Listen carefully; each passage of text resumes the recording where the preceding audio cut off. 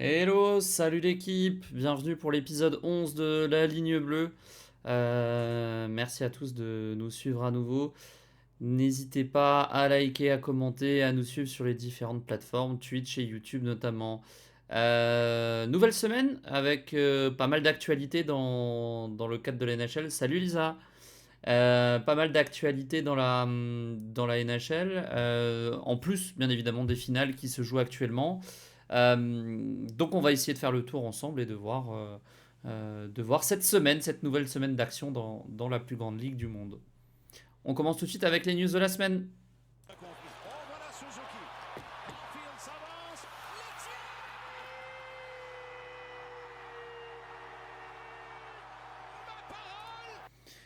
Alors, on va voir ensemble les news de la semaine. Plusieurs choses à citer et à étudier ensemble. La première chose, à mon sens, c'est le séisme à Détroit.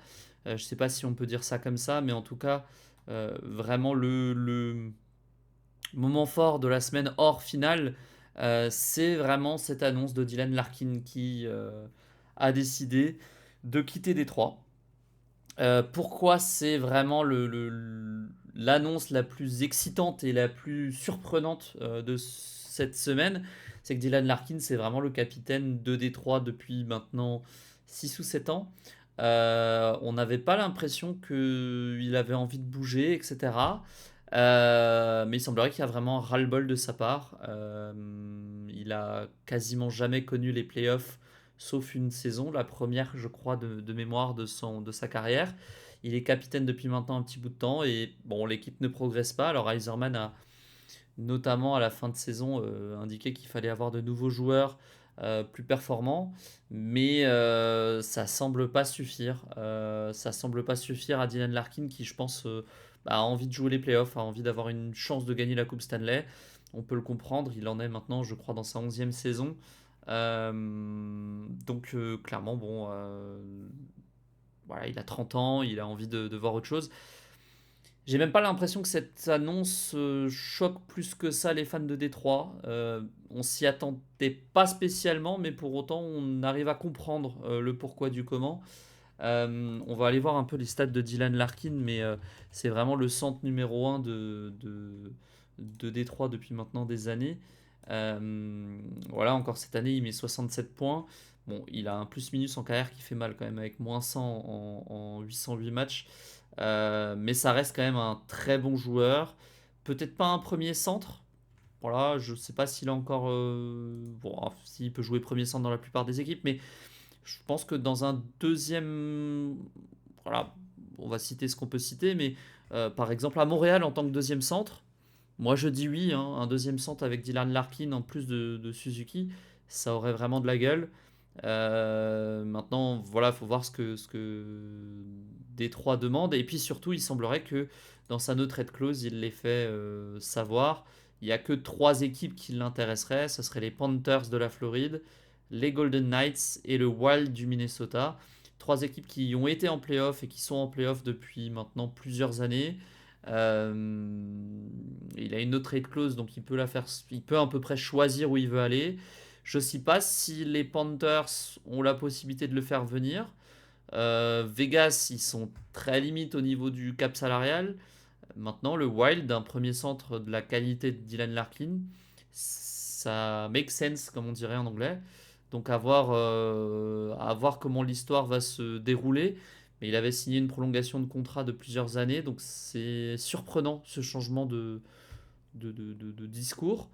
Attention, une demande de trade, ça ne veut pas pour autant dire qu'il est parti, mais en tout cas, on est sur la base d'un départ pour Dylan Larkin.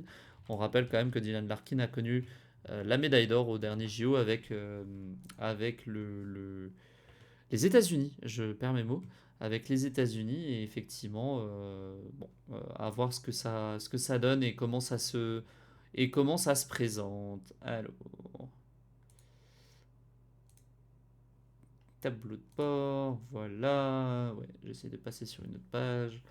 Voilà, voilà. Dans les autres nouvelles de la semaine, celle-ci est tombée cet après-midi.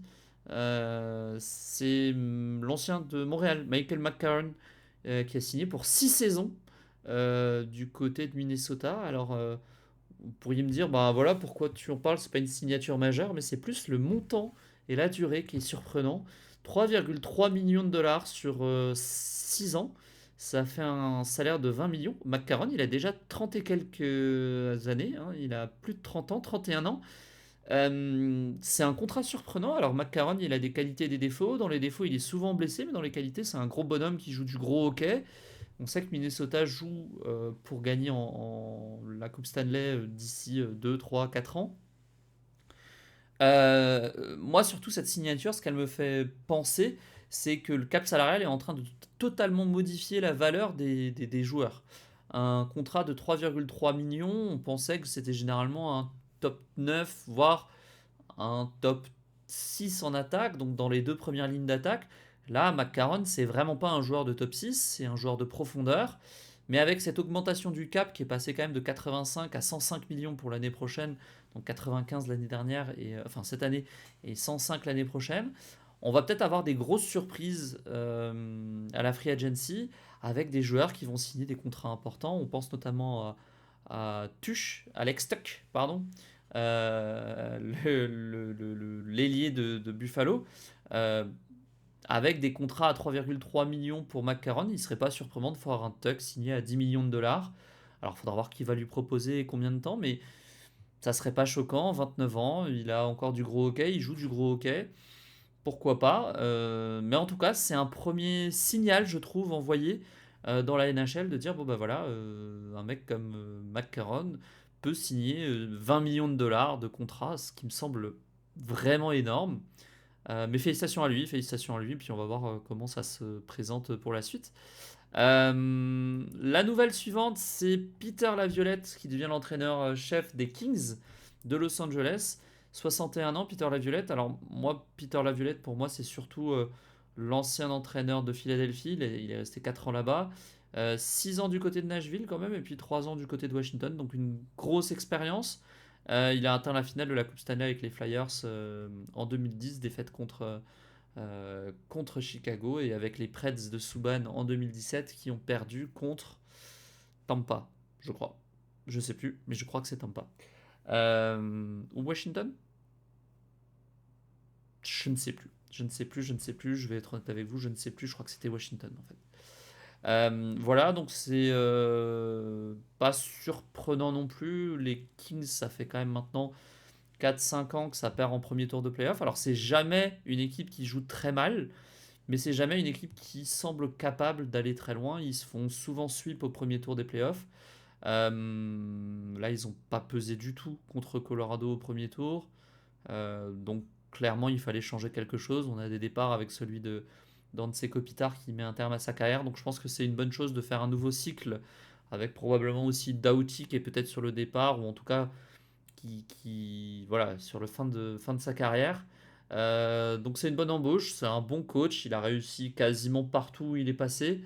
Donc à voir si la mayonnaise prend du côté de Los Angeles. Mais bon, c'est un bon coach et il n'y a pas de surprise vraiment, entre guillemets, de le voir reprendre, enfin retrouver en tout cas un emploi aussi rapidement. Il a pu coacher depuis 2023 quand même, donc 3 ans sans coaching, et j'avoue que je ne sais pas s'il a été assistant ou autre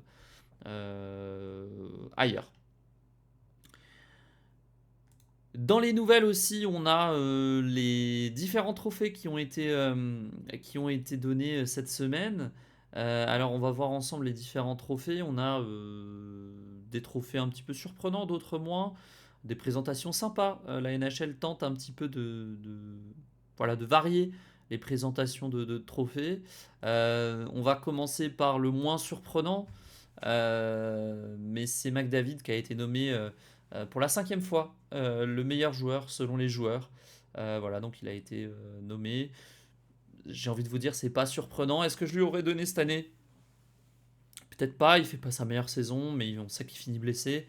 Peut-être qu'un McKinnon aurait peut-être mérité ce trophée-là cette saison, mais je pense que l'aura de McDavid est telle que voilà, c'est pas illogique qu'ils reçoivent le trophée cette saison. La NHL, pour la petite blague, avait fait la présentation du trophée en allant le rejoindre sur le parcours de golf. Voilà, donc les vacances de Connor se passent bien en espérant qu'il revienne à 200% pour l'année prochaine. Autre trophée, et encore une fois, pas une énorme surprise, le meilleur gardien a été donné à Andrei Vasilevski. Vasilevski qui a connu des playoffs comme ci comme ça, mais sur la saison il a vraiment été dominant.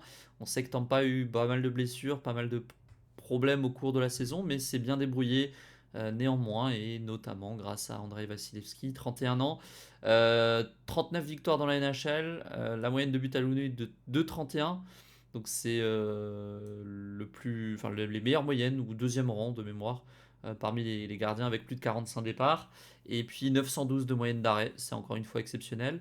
C'est la deuxième fois seulement que Vasilevski reçoit le trophée, mais pour un gardien de ce talent-là et qui aura autant marqué, on va dire, les années 2017, 2027, entre guillemets, en prenant l'année prochaine, c'est pas surprenant, et c'est même tout à, enfin voilà, c'est tout à son honneur. Il représente vraiment bien ce qu'un gardien dominant peut l'être. Alors, petit bémol avec ses performances en playoff, qui n'ont pas été mauvaises, mais qui ont été surpassées par Dobèche dans la série contre Montréal. On rappelle quand même que les trophées de saison sont accordés sur les performances en saison régulière, et qu'il n'y a aucun lien avec les playoffs. Donc, bon, en soi, c'est pas non plus choquant que Vasilevski le reçoive. On sait qu'on parlait aussi de Sorokin du côté des Highlanders. Peut-être que si les Highlanders s'étaient qualifiés en série, on aurait eu un trophée différent. J'ai pas les votes pour le trophée. Non, j'ai pas les votes. J'ai pas les votes. Dans la même veine, on a John Cooper, le coach malheureux de Team Canada, mais le coach heureux de Tampa Bay, qui a été nommé meilleur entraîneur. C'est pas la première fois non plus. Je pense qu'il l'a déjà gagné. Euh, ouais, c'était. Non, il l'a jamais reçu, John Cooper. C'est l'entraîneur avec le plus d'ancienneté dans la NHL. C'est vrai que c'est lui qui coach cette équipe depuis maintenant un petit bout de temps. Tiens, on va regarder Cooper John. Non, pas Works. John Cooper. Ça va pas le faire. Forcément, il y a trop d'homonymes. Ok, Elite. Ah, mais ça s'appelle. C'est Yon qui a écrit. Je suis désolé, c'est pas la même chose. John Cooper. Du coup, on va aller voir ses stats. Je crois que. Ah non, c'est pas lui, forcément. Non, c'était bien John, hein. Non plus. Coach Cooper.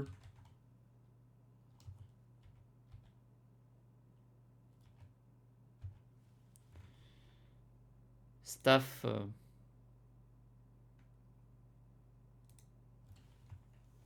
J'écris mal comment? Ben non, voilà. Ian Cooper, avec sa magnifique photo. C'était au Stadium Series où ils étaient tous habillés de la sorte. Depuis combien de temps il nous coach cette équipe de Tampa? Ouais, il nous coach ça depuis maintenant 14 ans, hein. C'est vraiment la plus longue longévité. Alors, des succès, hein. Il a gagné deux Coupes Stanley de mémoire. Deux Coupes Stanley, effectivement.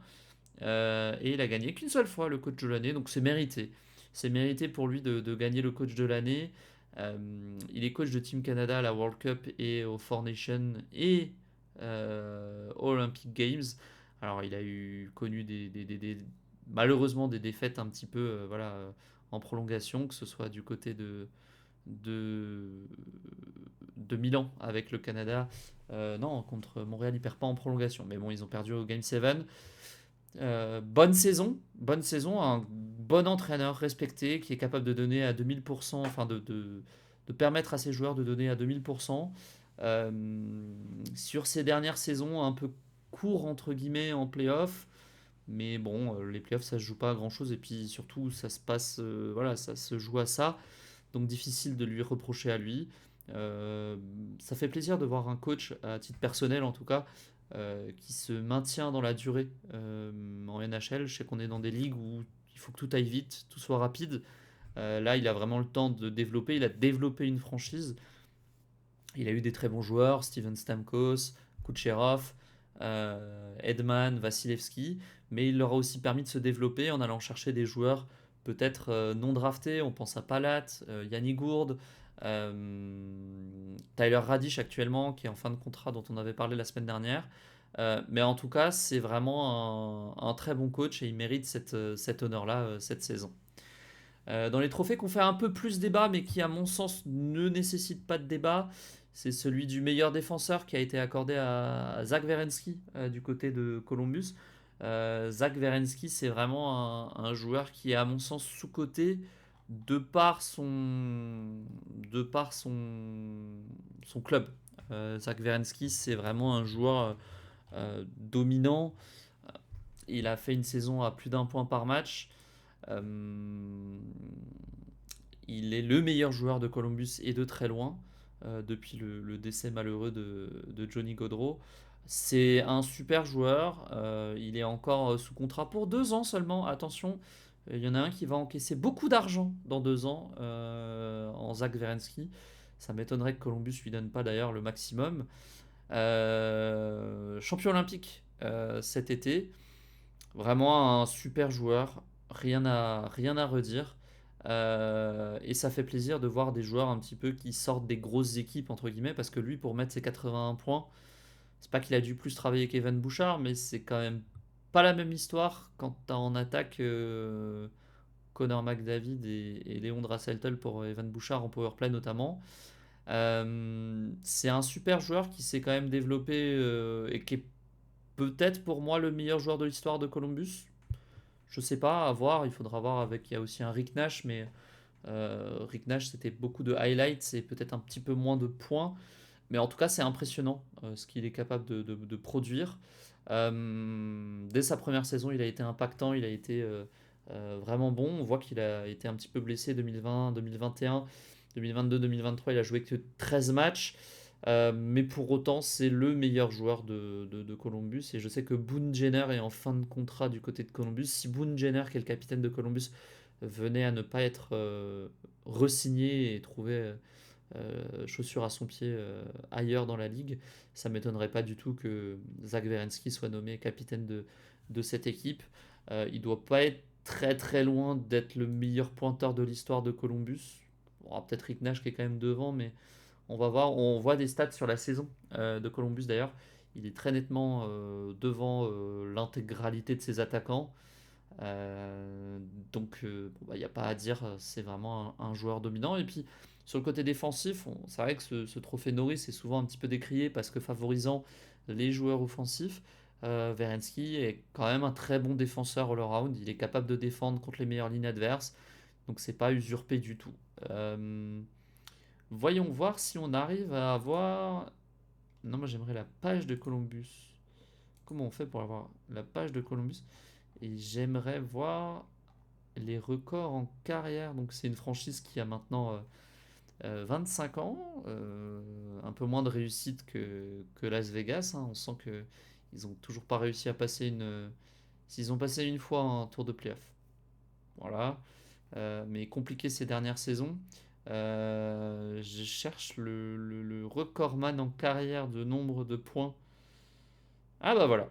All time, nous avons un Rick Nash qui est devant encore, hein, 80 points devant Zach Werenski. Mais Zach Werenski, à mon sens, il a encore quelques saisons du côté de Columbus. Ce serait pas surprenant qu'il devienne le meilleur pointeur de l'histoire de cette franchise. Euh, donc vraiment chapeau. Chapeau à Zach Werenski. La petite discussion, c'était que voilà, euh, les fans de Montréal étaient un peu ulcérés par le fait que enfin que Hudson, pardon, était 5 ou 6e, je crois, dans les votes, derrière certains joueurs comme Evan Bouchard, Moritz Seider du côté de Détroit. Non, moi ça me choque pas non plus. Voilà, il va progresser. Je pense que sans blessure, notre ami Lane Hudson est assuré d'en gagner un dans les 5-6 prochaines saisons, surtout avec l'équipe qu'il a devant lui. Donc il y a pas mort d'homme dans cette nomination. Je crois que c'est Cale Makar qui finit deuxième. Cale Makar qui avait fait une très bonne saison, mais qui je pense paye un petit peu le fait d'être dans une meilleure équipe par rapport à Werenski. Avec, en étant mieux entouré, on a estimé, je pense, au niveau des journalistes qui ont voté, que Werenski avait voilà, une plus grosse importance dans l'équipe que peut avoir Kyle Makar. Mais ça s'est pas joué à grand chose de mémoire. Les trophées un peu fun, en tout cas fun dans la présentation qui a été faite, c'est Cole Caulfield et Nick Suzuki, le duo de Montréal qui ont remporté chacun un trophée. Euh, Pas du tout surprenant pour Suzuki. Suzuki qui est quand même un énorme joueur en termes de points. On va aller voir un peu ce qu'ils ont scoré cette année, mais de mémoire, il est à 100 points. Oula, j'ai écrit n'importe quoi. Nick Suzuki sur Elite. Ouais, je suis un peu un fan d'Elite Prospect pour voir les statistiques. Je trouve que c'est plus sympa. Non, exceptionnelle saison, la meilleure en carrière de Nick Suzuki. 101 points en 82 matchs. Tout en ayant pris que 28 minutes de pénalité, plus 37 de plus-minus. Il a été reconnu pour son apport offensif comme défensif. Il fait des séries encore une fois très bonnes. Il fait 16 points en 19 matchs. C'est une super saison. Alors je dirais pas que c'est la saison d'éclosion pour Suzuki parce que bah, la saison précédente il met quand même 89 points. La saison d'avant il en met 77. Donc on n'est pas surpris de la qualité. Et étant donné qu'il est mieux entouré qu'avant, c'est normal que pour un centre il marque plus de points qu'avant. Voilà, il est toujours aux alentours d'une trentaine de buts par saison. Mais c'est les assists qui font qu'il joue mieux. Et voilà, il est reconnu comme l'un des meilleurs attaquants défensifs de la ligue. Le trophée Selke. Euh, Honnêtement, pas de surprise ici dans l'obtention de ce trophée-là. On va regarder les derniers à avoir obtenu le trophée. Par deux fois, Alexandre Barkov. Barkov n'était pas là cette saison. On a vu Barkov lors des championnats du monde de hockey, et notamment lors de la finale face à la Suisse, que Alexander Barkov, était bien le meilleur attaquant défensif du monde. Hein. Il a complètement cadenassé la Suisse. Donc c'est pas du tout surprenant. Donc Barkov en a eu 3 déjà. Et puis avant c'était le trophée Patrice Bergeron. Hein. Je pense qu'il faudrait le renommer comme ça. Puisque Patrice Bergeron était pendant très longtemps un joueur qui l'obtenait assez souvent. Pavel Datsyuk aussi notamment dans les anciens récipiendaires. Ou Anse Kopitar aussi qui a pris sa retraite cette saison. En tout cas, pas de surprise par rapport à l'obtention de ce trophée-là. Alors, il a une énorme marge d'avance sur le deuxième. Je ne sais même plus qui était le deuxième. Les gens étaient un petit peu en mode oui, c'est parce que c'est Suzuki qui joue à Montréal. Non, Suzuki est vraiment l'un des meilleurs joueurs défensifs de la ligue. Et puis en plus, il a mis une centaine de points en ayant ce côté défensif-là. Il joue en infériorité numérique, totalement mérité. Et puis pour le deuxième trophée, c'est le trophée. Euh, alors attendez, Nick Suzuki, on va passer par là. Montréal canadien, c'est le trophée Lady Byng. Le Lady Byng, c'est un peu difficile à traduire, mais c'est le côté, ben, t'as bien joué au hockey et t'as pas pris de pénalité. Je grossis le trait, mais en gros, c'est le trophée gentleman de la personne qui représente le mieux, comment ils disent ça, Euh, l'esprit sportif. Alors, comment il qualifie l'esprit sportif, c'est toujours un petit peu compliqué, mais c'est vrai qu'il a copié que de 7 punitions Miller en 81 matchs, alors qu'il joue quasiment une vingtaine de minutes. Bon, clairement, ça représente quelque chose. Et puis, c'est toujours un trophée individuel. Hein. Caulfield, voilà, ça va lui faire du bien. Il a connu des playoffs peut-être un petit peu compliqués. Voilà, on ne reviendra pas là-dessus, mais sa production était un petit peu décevante en série. Euh, mais il a connu une saison exceptionnelle, 88 points en 81 matchs, 51 buts. C'est ce qui est impressionnant avec Caulfield et Suzuki, c'est qu'il progresse chaque année. La première saison, il met 43 points. La deuxième, il est un petit peu blessé, mais il met quasiment un point par match. Il met 65 points la saison suivante, 70 la saison dernière et 88 cette saison. Est-ce qu'on peut s'attendre à 100 points pour Caulfield l'année prochaine? Honnêtement, sans blessure, Suzuki et Caulfield, pour moi, c'est un duo qui va rouler. Ils vont avoir de l'aide avec des mid-off, je pense, l'année prochaine. Ça m'étonnerait pas du tout qu'on soit aux alentours d'une centaine de points et puis que Caulfield soit pas très loin du trophée du meilleur buteur de la saison. On rappelle aussi que les 51 buts pardon, de Caulfield ont été mis contre des gardiens. Il n'y a pas eu un but en cage vide. Ça prouve quand même le niveau de franc-tireur de ce monsieur-là. Ça fait toujours marrer de voir les commentaires de l'époque, de la draft, comme quoi il avait un shoot plutôt efficace. Euh, ouais, c'est souvent ça ce qu'on souligne, son shoot est vraiment performant. Bonne vitesse et bon shoot et de très bonnes mains. Bon, globalement, la description de Cofield est plutôt bonne. 25 ans pour Cofield, 26 pour Suzuki.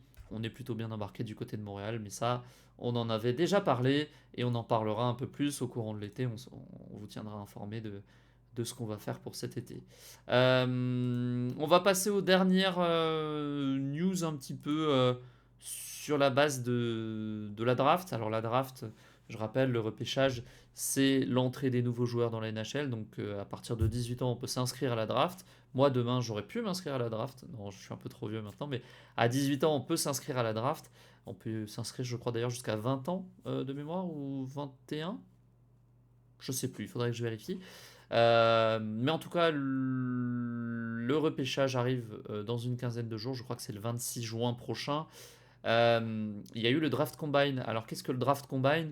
C'est, vous savez, tous ces exercices un petit peu de physique euh, où effectivement les athlètes doivent prouver leur qualité athlétique, leur sprint, leur voilà, et puis les équipes peuvent se permettre de venir leur poser des questions. Je sais qu'en NBA c'est un petit peu différent, les joueurs peuvent refuser d'y aller en fonction de leur placement. Voilà, ils n'ont pas forcément besoin d'y venir. En NHL c'est obligatoire.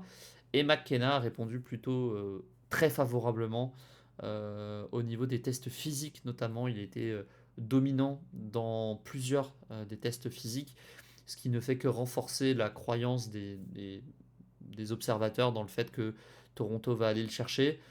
En toute honnêteté, ça me paraît difficile de voir Toronto ne pas aller le chercher. Les Canadiens, il y a trop de choses qui font que voilà, on ne peut pas aller chercher McKenna.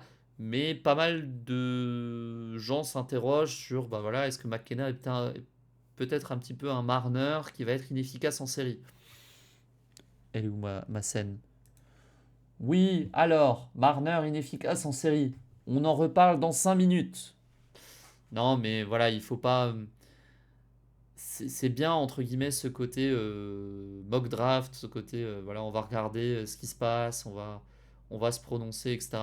Bon, quoi qu'il en soit, à mon sens, ça reste un super joueur. Très bon repêchage, à mon sens, hein, on va regarder un petit peu ça, mais voilà, ça, c'est les prévisions du coup des différents scouts sur les 4 premiers rangs. On a McKenna du côté de Toronto, je pense que c'est un lock. Voilà, je vous le dis, je pense que ça ira pas autrement. Les Sharks qui prendraient Chase Reed. Alors, très bon défenseur, et il n'y a pas d'énormes défenseurs dans la banque d'espoir de San Jose. Du coup, est-ce que ça a du sens? Oui. Maintenant, j'ai un petit peu du mal à ne pas aller chercher Stenberg en deuxième. Voilà, j'ai du mal à comprendre. Bon, on verra.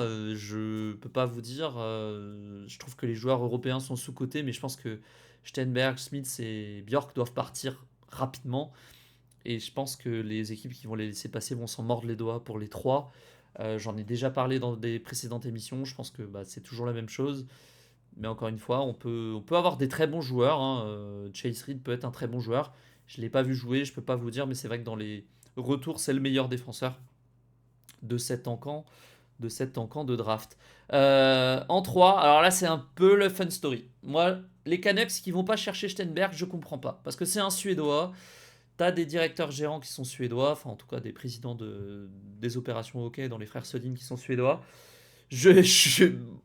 Voilà, moi j'irai chercher Stenberg. Maintenant, il y a une petite histoire, c'est que le père de Caleb Malhotra, qui est prévu en troisième position, bah, vient d'être nommé coach de Vancouver. On sait qu'en NHL, on aime bien les success stories, on aime bien les storytelling. C'est vrai qu'un entraîneur qui va chercher son fils à la troisième place de la draft, ça aurait quelque chose. Mais attention à la pression. Moi, je pense que c'est pas rendre service à ce jeune que de le foutre dans les pattes de son père. Maintenant, voilà, à voir. On voit que les Hawks récupéreraient Steinberg. Alors si c'est le cas, ça brille le champagne. Les Rangers, Smith. Bon, moi je vois pas les Rangers aller chercher Smith. Je les vois plus aller chercher un joueur peut-être plus populaire. Je mets des guillemets, mais la draft de la Frénière a très mal vieilli. Mais je pense qu'on est quand même dans cet état d'esprit-là. Derrière, on voit des Carson Karels, des Viggo Bjork, des Keaton Verhoeven. Keaton Verhoeven que j'ai vu un petit peu jouer, j'ai vu 2-3 highlights, c'est un très très bon joueur. Attention à Keaton Verhoeven, il sait tout faire. Viggo Bjork, bah, on en a parlé, le jeune rookie.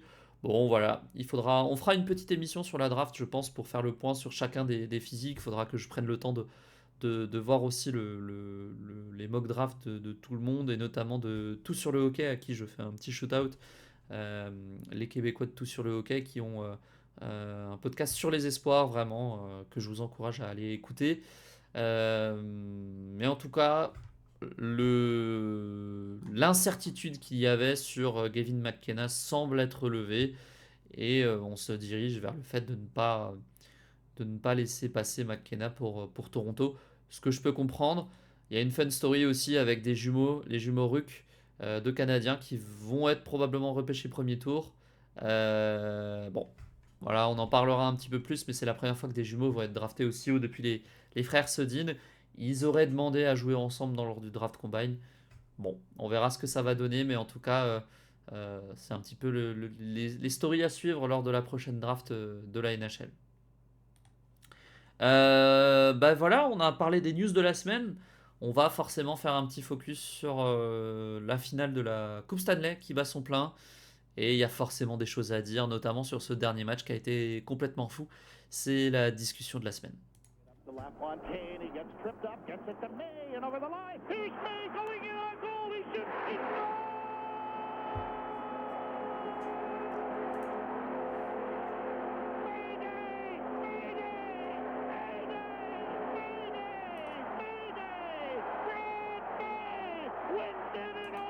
Ah, ça me fait toujours marrer d'entendre ce commentaire de la part du commentateur de Buffalo.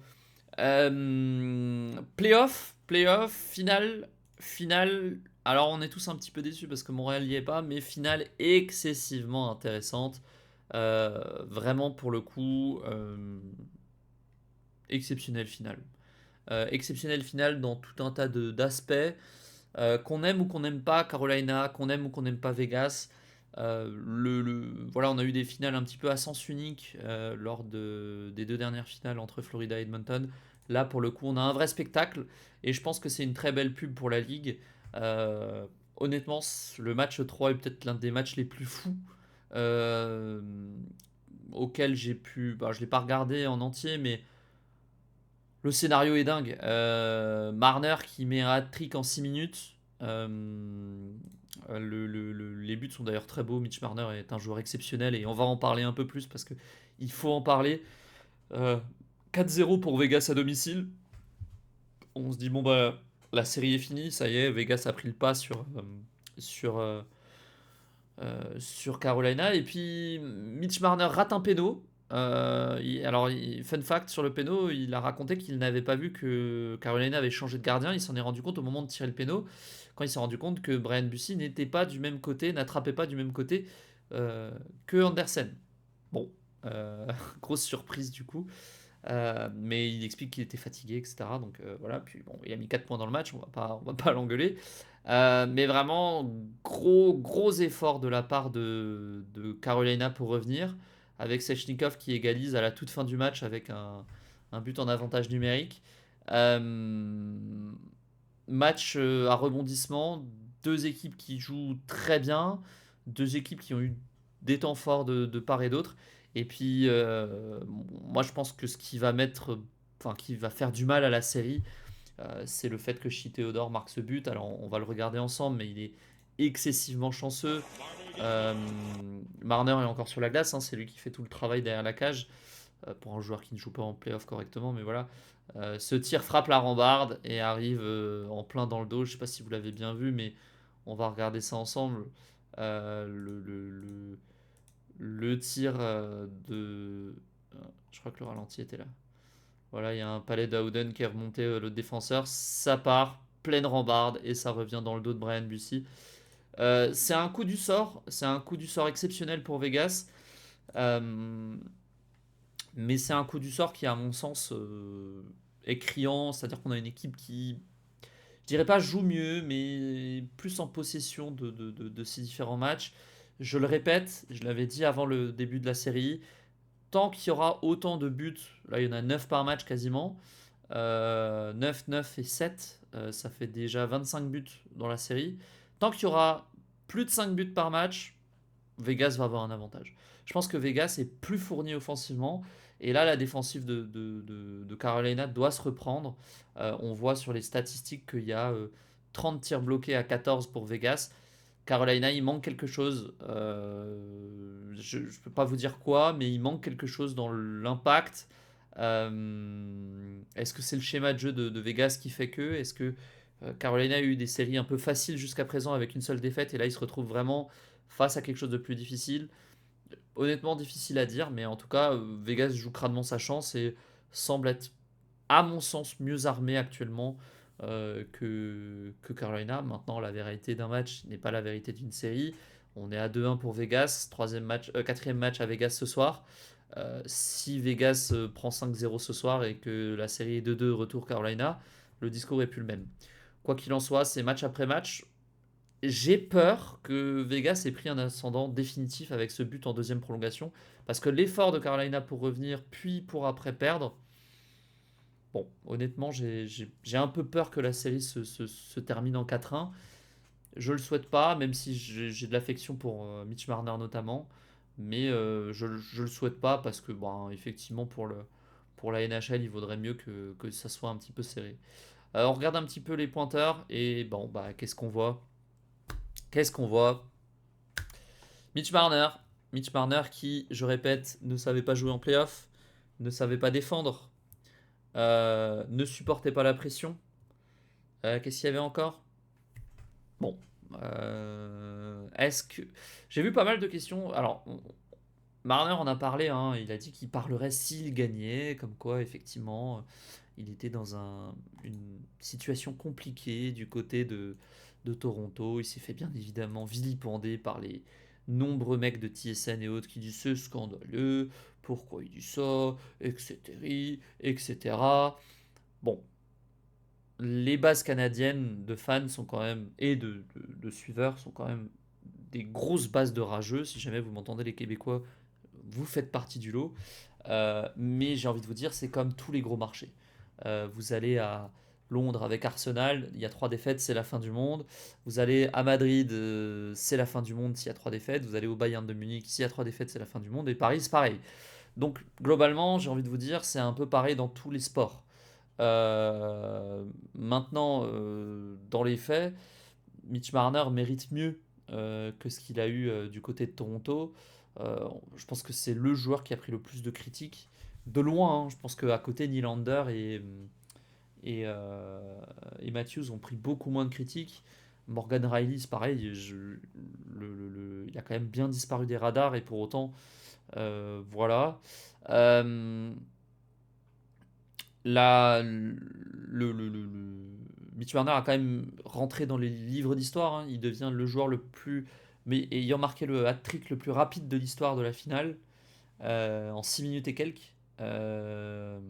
Bon, je n'ai pas les mots pour qualifier la performance de Mitch Marner, tellement c'est exceptionnel à tous les niveaux, que ce soit offensivement, défensivement.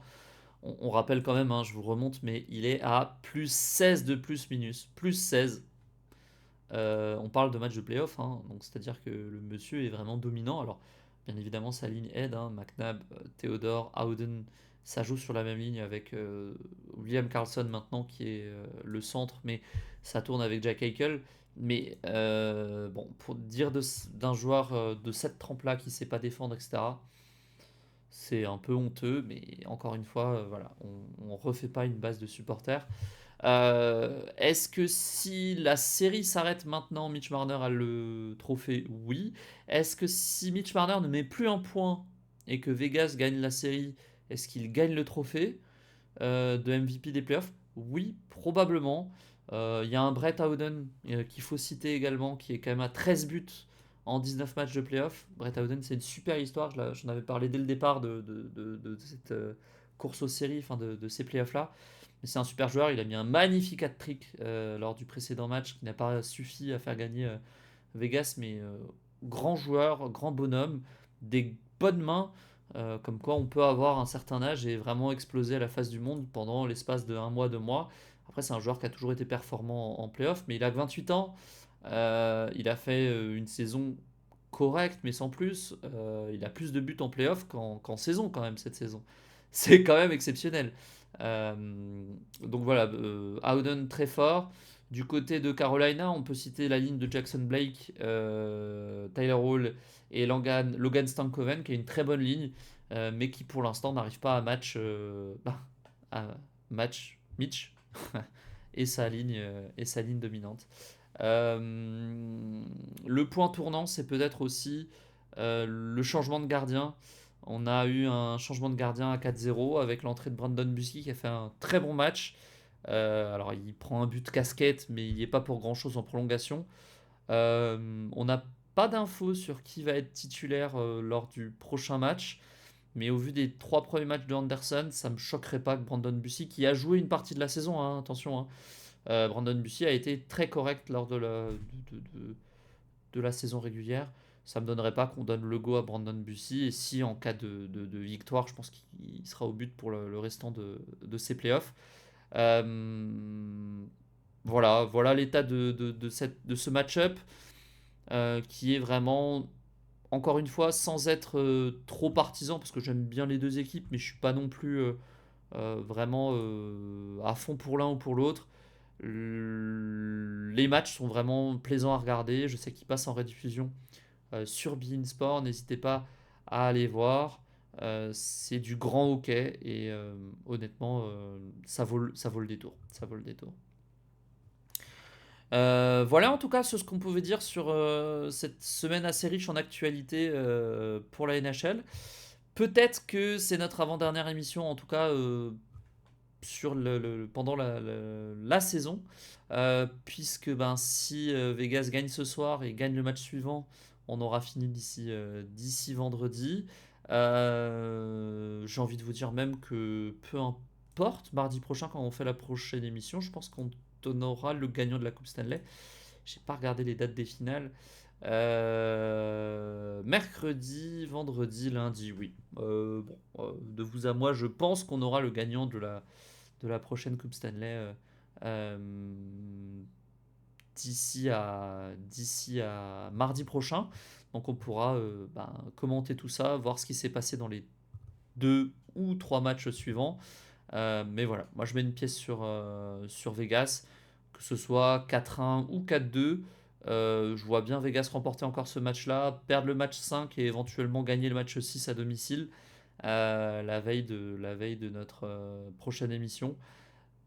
Voilà, on verra. On verra. En tout cas, je trouve que le niveau de jeu est vraiment intéressant. Donc n'hésitez pas si vous avez l'opportunité, ne serait-ce que d'aller voir les faits saillants qui sont disponibles sur YouTube gratuitement. N'hésitez pas à aller le faire. En tout cas, merci beaucoup pour nous suivre et n'hésitez pas encore une fois à liker, partager aux gens que ça pourrait intéresser. Le contenu sera disponible sur YouTube dès ce soir. Je vous fais plein de bisous et je vous souhaite à la semaine prochaine. Ciao l'équipe!